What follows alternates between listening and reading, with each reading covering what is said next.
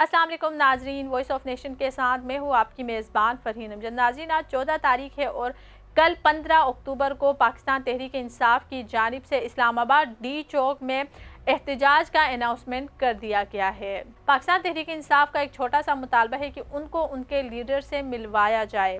یہ احتجاج کوئی بھی نہیں چاہتا۔ پاکستان تحریک انصاف کے رہنماؤں کا بھی یہی کہنا ہے کہ ہم احتجاج نہیں چاہتے لیکن ہم مجبور ہیں۔ ان کا کہنا ہے کہ 10 دنوں سے بانی P T I Imran Khan کی کوئی خبر نہیں آئی ہے۔ تحریک انصاف کے کارکن کا کہنا ہے کہ وہ عمران خان کی خیریت کی خبر چاہتے ہیں، وہ ان سے ملنا چاہتے ہیں، وہ ان سے بات کرنا چاہتے ہیں۔ ان کو ان کے لیڈر سے ملوایا جائے، یہ احتجاج خود بخود ہی نہیں ہوگا۔ پاکستان تحریک انصاف کے کارکن بانی P T I Imran Khan کی خیریت کی خبر چاہتے ہیں۔ ان کا کہنا ہے کہ انہیں اپنے لیڈر سے ملنا ہے، ان کی خیریت معلوم کرنی ہے، ان کو یہ احتجاج نہیں کرنا ہے۔ اس حوالے سے عمران ریاض خان کی اپڈیٹس آپ کو بتاتے ہیں۔ آئے ناظرین، ایک تو آج 14 تاریخ ہے اور کل 15 تاریخ ہے جب پاکستان تحریک انصاف نے اناؤنس کیا ہوا ہے۔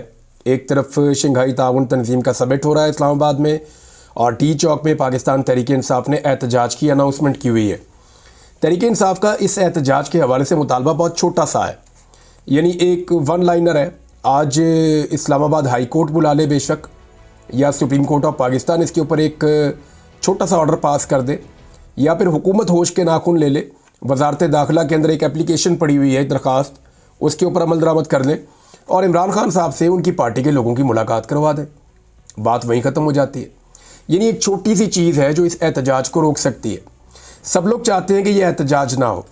پاکستان تحریک انصاف کے لوگ بھی یہ کہہ رہے ہیں کہ وہ مجبوراً احتجاج کر رہے ہیں، انہیں اپنے لیڈر کی فکر ہے، اور وہ یہ کہہ رہے ہیں کہ 10 دن سے زیادہ ہو گئے ہیں، عمران خان صاحب کی کوئی خیر خبر نہیں ہے، کوئی ملاقات نہیں کروائی جا رہی، تو اس سچویشن پہ ہم پھر احتجاج نہ کریں تو کیا کریں؟ اور بڑے سخت احکامات جاری کیے ہیں پاکستان تحریک انصاف کی قیادت نے۔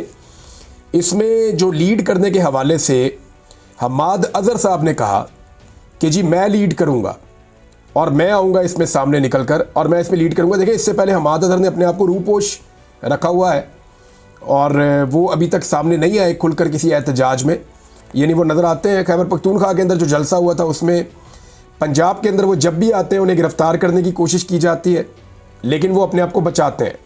اب آج کے دن کے اوپر ڈیپینڈ کرتا ہے۔